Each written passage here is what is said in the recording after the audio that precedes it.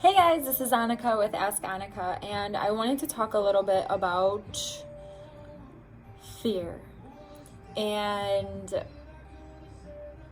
why do and have we let fear control any aspect of our life, and where this all comes from. So, and again, this is all just my opinion, but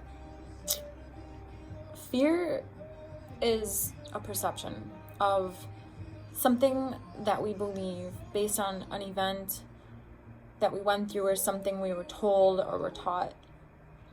So a lot of times for me, and if I would have let fear dictate my life, I would have never started up 3 separate companies. I would have never lived in other countries. I would have never designed clothing under Chris Wen. I would have never been a professional basketball scout in Taiwan. I would have never coached a national women's soccer team. I would have never gotten sober. I would have never moved out of my house when I was younger. Not even a house. The people I lived with. I would have never done the things I did. I would have never started to want to help other people look fear for what it truly is and live a better life. So, what is fear? What is fear? It's just our perspective on something that creates anxiety, and it keeps us from doing anything, keeps us from taking action. So how do we get over fear? And I'm gonna share what I have done to help me get over fear. And people closest to me will describe me as, and have described me as, fearless. And I say to them, I'm not. I'm really, really not. Like, I have fears. And I have concerns, and I care what people think. But I don't give a fuck. And what I mean by that, and that's something that a lot of my closest people will say, they've heard me say, I don't give a fuck, but I care deeply. That's something I say a lot. Because when it comes down to it, and this might be a view that was developed from living in third world countries and traveling to other countries and growing up in the way that I did, where I didn't really have a family. I slept behind a couch, like, for years. And the idea of fear and caring so much about what people think and not being accepted ruled my life, I think, so heavily that it took me to places that I never thought I would go.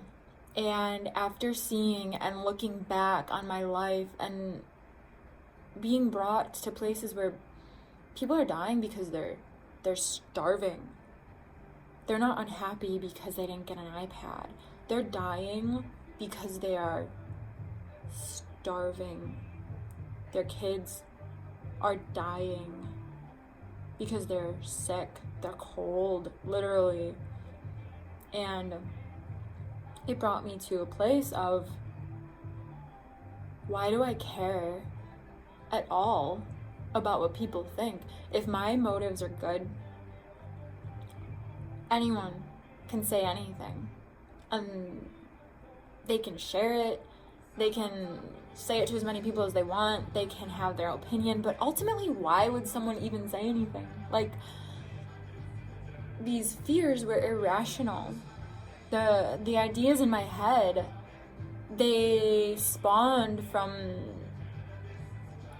a fear or things in my life that created me to have fears in other areas, you know? And it brought me to a very simple way of viewing it. If I know my motive is good, if I know in my heart that my desire and my intentions are pure and there are no other intent, then the fear that I have is truly, I mean, you can look at it as bad energy, you can look at it as whatever you want to look at it as, but it's just not the truth. And generally, the fears I'm having, whether that's fear of what people think, fear of what people will say, fear of failing, but then why would I care if I fail? That would link back to fear of what people will think or say. So a lot of people's fears and a lot of my fears had and have to do with other people who don't even know you or me anyway. So ultimately, where does this fear come from? And it's not even rational. Blows my mind, you know? And for a long time, it controlled the way that I operated. It controlled my life for the majority of it, the majority of my decisions, until I came to this place of, if I know I have good intent, I have to speak out. I have to live freely and I have to live purely.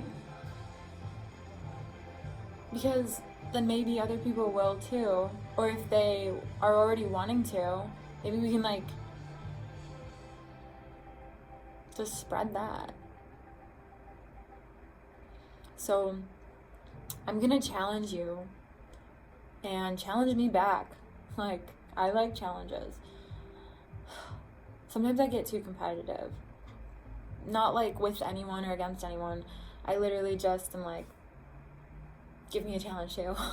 But I'm gonna challenge you that if you have a fear that is holding you back from sharing your passion or dream, write it down and figure out where it's even coming from and why and how it developed. Because when you see how irrational it is, it almost just proves itself. Now, I will say this. I did have some bad experiences that led to a bias as I got older. And I had to learn that not all people think the way the people think that raised me. And I had to be open to the idea that there are so many different patterns in the brain and ways of operating that if you open to the idea of it and you start to see it, you can change the way you operate completely. And the more and more that I adapt and grow into this realization, more and more, I want to share it, because you know when people that are celebrities say they feel all alone?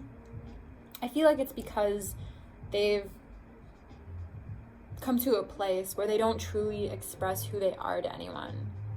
And they aren't even genuine to themselves anymore. So I'm wanting to share this because I want other people to grow too. And I want to grow too. I want to grow, I want other people to grow. And I want people to start to see, and I want me to see even more, that there are good people who have good intentions. And you deserve that. I deserve that. And fear, it's an illusion for the most part. I mean, there are rational fears like don't touch a literal hot stove. But if this helped anyone, or if you got anything out of this, please comment. I want to know where you're at in your journey. I want to know what you're doing and why, and how you're growing, and what you're wanting to grow for or towards. My name's Annika. Have an amazing day.